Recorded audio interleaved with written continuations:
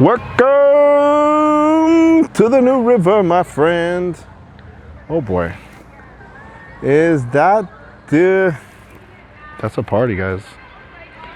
That is a party. Does that look like a party to you? Because it looks like a party to me. I don't know. Should we wait for it or no? Oh boy. We got some sexy boats and we got a... What is this, right? What is this, my friend? What do we have here? Ooh. I hear some rumbling.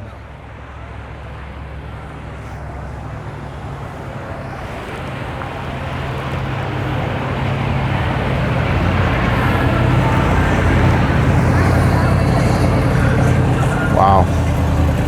Thing looks fast.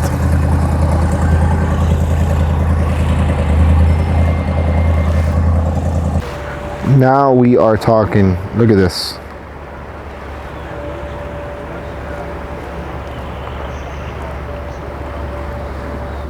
Look at how beautiful this boat looks.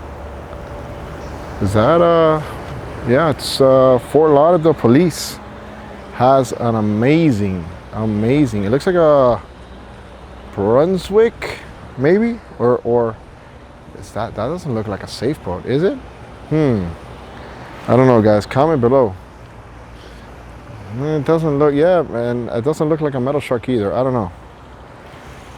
Uh-oh, we got some paddle boarders and the famous water taxis back there too. How cool.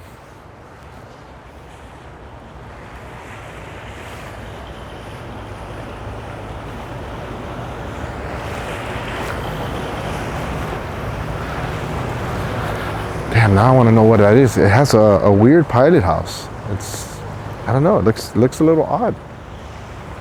And let's just say it doesn't look odd. It looks less traditional, right?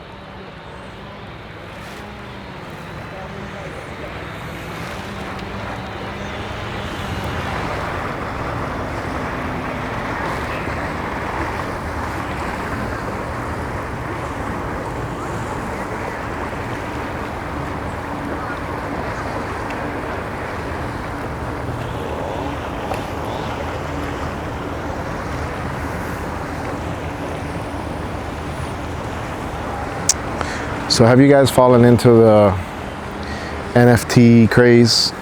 Because I have. I fell in, guys. I don't know. I don't even know how to get out of it, to be honest with you. I'm so deep in the hole that I don't even know. I don't even know how to climb out. There's no stairs. I'm in this damn hole. Yeah. So if you guys are new to the channel, maybe you don't live in the world that we all live in. But there's a thing in the world called NFTs, and it's basically stands for non fungible tokens. And you're going to hear a lot about it in the future because it's basically right now it's like it's transitioning from many things, right?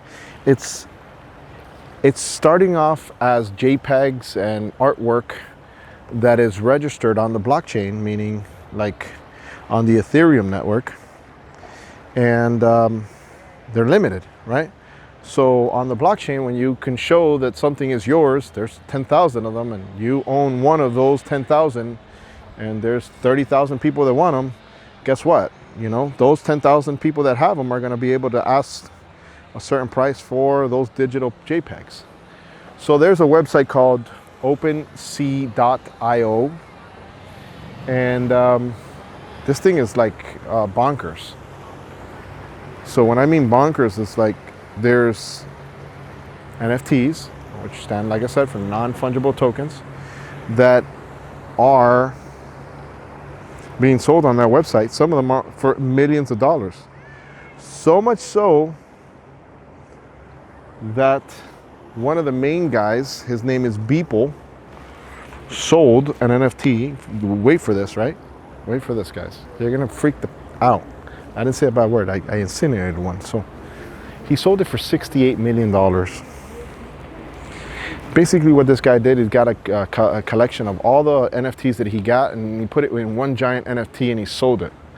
And he got $68 million. I don't know if it was on a Christie's auction or something, but it was some outrageous number like that. So that obviously got all the institutions and people of lots of wealth and people, hey, what is going on with this NFT thing? What's happening is that we're transitioning into like a digital world. I think the pandemic has accelerated that. And I fell into an app called Veve, Veve. And what these guys do and what they like, and guys, mind you, don't take investment advice. This is not financial advice or anything. I'm just telling you what I'm doing, okay? What rabbit hole I fell into.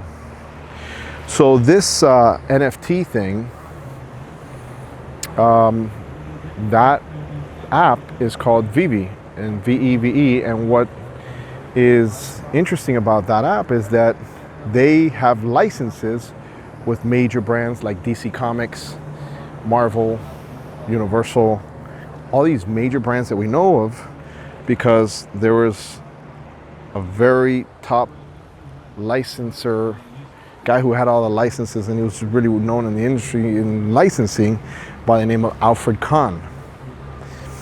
And this guy is working within the team at Veve, and they have some pretty interesting CEOs and CFOs and that thing. And long story short, they're selling these digital assets, and they're going to start putting them on the blockchain. Right now, they're centralized within the Veve platform, which is an app. You would buy a certain amount of quote gems. That's what they, you use your dollars or wherever currency you have, and then you transfer them into gems. And with those gems, you can go ahead and buy the digital collectibles. The trick there, and the way that people are making money, is that when these apps like Veve drop, when I say drop, they means they're going to go ahead and launch a particular NFT, or say like a Batman collectible. They'll have like 5 different types, right? They'll have a common, which means obviously it has more mints of it. You'll have uncommon, rare, and ultra rare, and secret rare. And obviously the secret rare is not so many of them, so if you end up getting one at the drop for a lot less money, then ultimately the market and the people who want that particular collectible, digital collectible, they price it up. Guys, this thing has gone bonkers. I bought a Superman for $50, and they're trading now in the Veve marketplace, because there's a liquid market, right? And they're trading for $1,000, which is insane. I'm still like, what the? So obviously the question that many ask is, well, how do you get your money when you want to sell? So what they're doing is they're transitioning from the gems, and they want to go ahead and let you get your gems and transfer them to either crypto, meaning Ethereum or whatnot, and then, or Bitcoin, and then you can transfer your Ethereum or Bitcoin back to whatever currency you bought them with. So they're in that process now.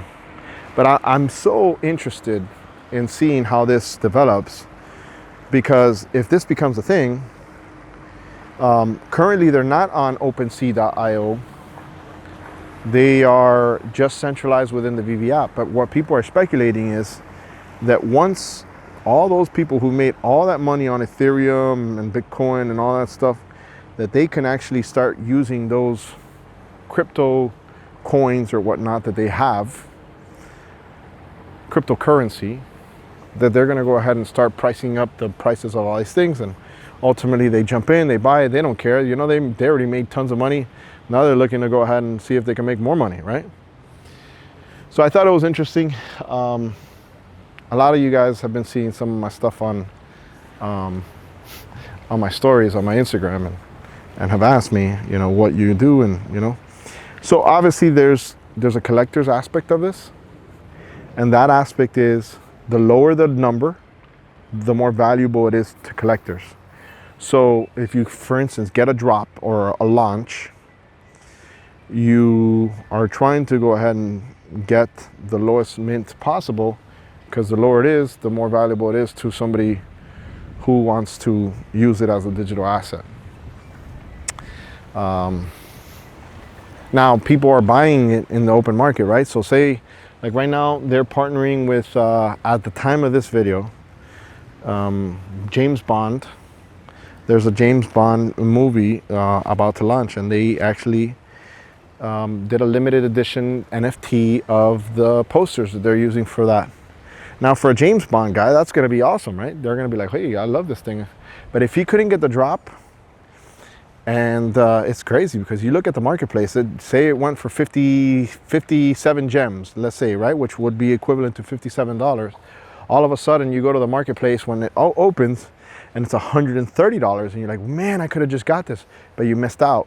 So that FOMO starts kicking in. FOMO means fear of missing out. So if you hear those terms in this world, when you start looking up or making your own assessment or judgments of this thing we're dealing with in this digital world now. And they also say terms like FUD, which means fear, uncertainty, and doubt.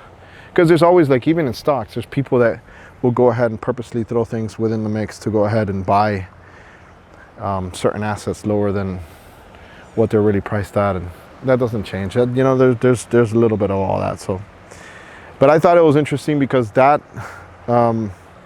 poster is, you know, worth a certain amount, and then for a collector that's a James Bond guy, you know, he can literally have something that's on the blockchain which will verify that it's his or her, and it says, hey, listen, so and so is the owner of this digital asset, and that is actually, it's transforming gaming as well. So here's the interesting thing, right? So in gaming, which is a huge industry, in gaming, check this out, guys. Listen up. I know we like to talk chip, but we're watching both and actually learning some stuff. And like I said, this is not financial advice. I'm not a financial advisor. I'm just telling you what I'm doing and what is interesting to me. So people are buying these digital collectibles, holding them, and based on, you know, what they want to do with them, do they want to hold them long term, or do they not want to hold long term? That's up to them, you know. But I just find it really interesting that the market is bidding up a lot of these collectibles, and like everything, I'm sure at some point it's just going to go ahead and maybe come back down, and because, you know, right now it's like a little bubble. And but back to the gaming side of it, these gaming companies are starting to go ahead and sell their skins. And if you're a parent and you have maybe a teenager or a young teenager or a, you know, 11, 12-year-old, they want to have all these skins and boots and certain things that make their character or avatar better in the game. But when you buy it, it's worthless because, you know, they get bored of the game and then you just blew all this money. So here's what they're doing now. They're making those skins and those boots and those hats and those hoodies and everything that they're making them NFTs. So they're putting them in the market. When they're bored of the game, they bought it for a certain amount. Now it's something rare that was, you know, 2 years old or a year old and nobody can get it anymore. But some people want it, so the free market will decide, hey, somebody is willing to pay more for my skin now because they want to look like an OG in this game, and it makes purchasing those things within the game less problematic because you know that you might get your investment back or might even make some money. So it's revolutionizing gaming, and you're going to see a lot of that. So much so, check this out, guys. I used to joke around and say they're going to pay you to play Facebook, be on Facebook all day. Well, there's games that you can actually play to earn NFTs, right? You play the game. It's called play to earn. I know this is wild. It's called play to earn. That's the term that they use for these type of games.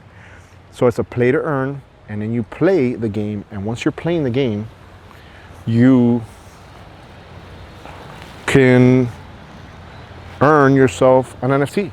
And when you get that NFT, assuming you do a good job spending a lot of your time playing the game and you're good at it, you can go ahead and sell that digital NFT on the marketplace for real money or real currency within the game, that the game is eventually going to have a way of getting your crypto out, you know, on a Coinbase or a Binance or whatever, you know, exchange that you use, or wallet and all that stuff. I know it's a lot to absorb, guys, but I think that you guys should at least do a little bit of homework on that, because you're going to be hearing about it. And I think that I had to get with the program because there's no way to stop the young people, guys. They're committed to this idea that they're creating, and no one's going to steer them away from that. And I think us older people got to realize and acknowledge that, because trust me when I tell you, these kids are so smart. And not just kids, obviously, but they're so focused on that it's going to be a pretty interesting couple of years. And I think, right now, just like in 2008 when we had a huge crisis with the whole mortgage meltdown and all that stuff, that people made tons of money buying Bitcoin, I think this is the next phase of that, because I think the pandemic has opened up opportunities and doors that a lot of people don't see. And I think later in a couple of years, we're going to look back and say, yeah, that little so-and-so, crypto NFT, cost me X amount. Now it's worth X amount. And then now, obviously, you're going to have to go ahead and all this stuff. If you make some earnings and winnings, there's not a lot of regulation right now, but there will be, and which is going to be a good thing, right? So once it makes it even more regulated and I wouldn't say fair, right? Because you can see everything on the blockchain. It doesn't get more transparent than that. But once people and bad characters that there are in this realm know that there's, some, regulatory system looking over to what's going on, it should get kind of interesting, China has absolutely banned it as of now. They're banning a lot of stuff, and